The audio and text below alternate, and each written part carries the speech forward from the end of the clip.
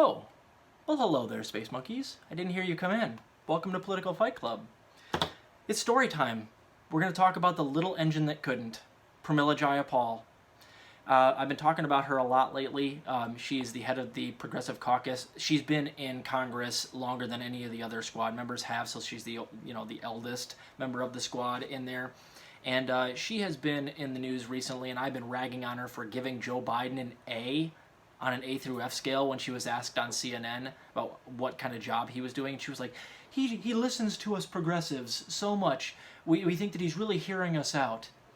And of course, since then, he's been on the side of genociders. He's actually giving $735 million to the people who are dropping bombs around the area where Rashida Tlaib's grandmother lives in Palestine. So I wonder if she regrets giving him an A++++.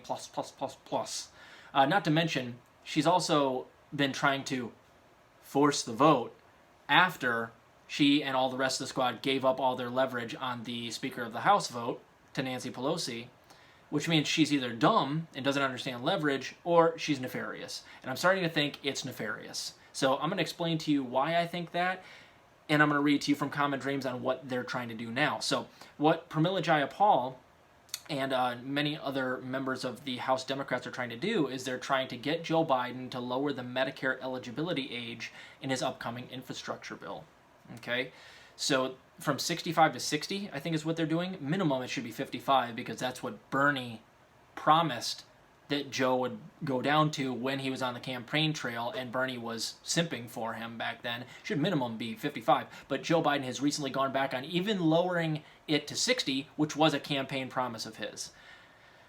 He's broken every campaign promise he could possibly break, and still Pramila Jayapal's like, ugh, A++, I think he's A+, I think he's FDR. So I'm going to go after her here. I'm going to read to you from Common Dreams. Pramila Jayapal, chair of the Congressional Progressive Caucus, led an ideologically broad coalition of 156 House Democrats on Thursday in demanding the addition of Medicare expansion to a forthcoming infrastructure package, arguing that the proposal would, quote, provide immediate and substantial relief to millions of people across the United States. We are asking for you to prioritize the expansion and improvement of Medicare and the American Families Plan, the lawmakers wrote in a letter referring to the second prong of President Joe Biden's two-part infrastructure plan. Signed by nearly 70% of the House Democratic Caucus, including conservative reps like Connor Lamb and Jared Golden, the letter to Biden and Vice President Kamala Harris expresses support for lowering the Medicare eligibility age and expanding the popular program's benefits to include dental, hearing, and vision. Though Biden campaigned on lowering the Medicare eligibility age to 60, the president omitted the proposal from his $1.8 trillion American Families Plan, prompting backlash from Jayapal and Bernie Sanders. So you know what's going to happen when that letter goes to Joe Biden? He's going to wipe his ass with it. He doesn't give a fuck. You're going to write a letter. You're going to write a letter. Joe Biden is not in contact with the squad. He doesn't even know who they are. He called Rashida Tlaib Rashid 3 times in a speech that he gave at the Ford plant last week. He doesn't know who she is. You know what's going to happen when Pramila drops off this letter on Joe Biden's office? If he reads it at all, he's going to open it up and go, well, who is this Pramila? I don't ever remember. Maybe it's the senility, but I don't remember promising to go down on the Medicare eligibility age. Do you guys remember that? No, I don't. So, I don't know who Pramila is, but I'm going to ball this up and throw it in the garbage. That's what's going to happen. What they should do, and what they could do, and what they have refused to do multiple times is write a letter to Joe Biden or go talk to him personally and be like, listen, here's the deal. You're either going to lower the Medicare eligibility age to 55 or minimum 60, but I would go in there at 55.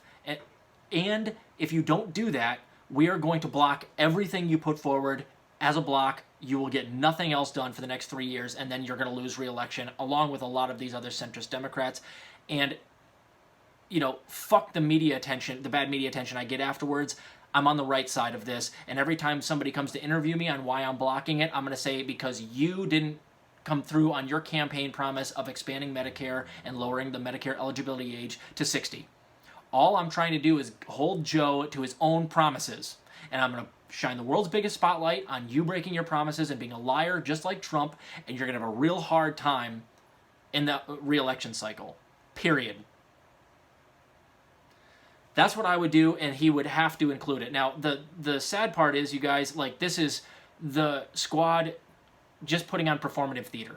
They want credit for fighting when they're doing nothing. You could not do less than write a letter like this that put on Joe Biden's desk that he's not even going to read, and if he does, he's not going to give a goddamn about it. But worse than that, you guys, like I said, if Joe Biden doesn't come through on some of these campaign promises, the Republicans are going to take over. So, like, if I were the squad, I'd go in there and just be like, you're going to do this because you promised, and it's because it's also going to help the party. It's going to help us not get wiped out in the midterms. So it blows my mind that the squad continues to go out there and act like they're fighting like this. I guess I shouldn't be surprised. They're absolutely spineless. There is no more of an empty gesture you could do than this. And it won't get anything done. And the dirty little secret is, too, guys, is that they know that even if they were to get Joe Biden rhetorically to say, I think we should lower the Medicare eligibility age from 65 to 60, it doesn't mean a thing until he actually agrees to overrule the parliamentarian to include it in the infrastructure bill anyways. So the squad know that they're not going to get anything done, and this is the worst attempt ever at actually getting something done. Because even if Biden agrees rhetorically and gets the headlines that he's for Medicare expansion, he still will always blame it on the parliamentarian or the filibuster and the Republicans when it doesn't get done, so it's even more meaningless. The only way you're ever going to get anything done is by strong-arming this fucker, and the squad is terrible at that. They're more than useless, and they're doing their part in this whole theatrical fuckfest that is the Biden admin in losing us the midterms and losing the 2024 election to like someone like Trump or Ron DeSantis. Pramila, you're a joke. Enjoy being called Pramelia or whatever he calls you, because we all know that you're not in his ear. He doesn't listen to you guys. He doesn't know who you are. And until you actually make him know who you are, you're just going to completely be ineffectual as you have been. The squad is pathetic.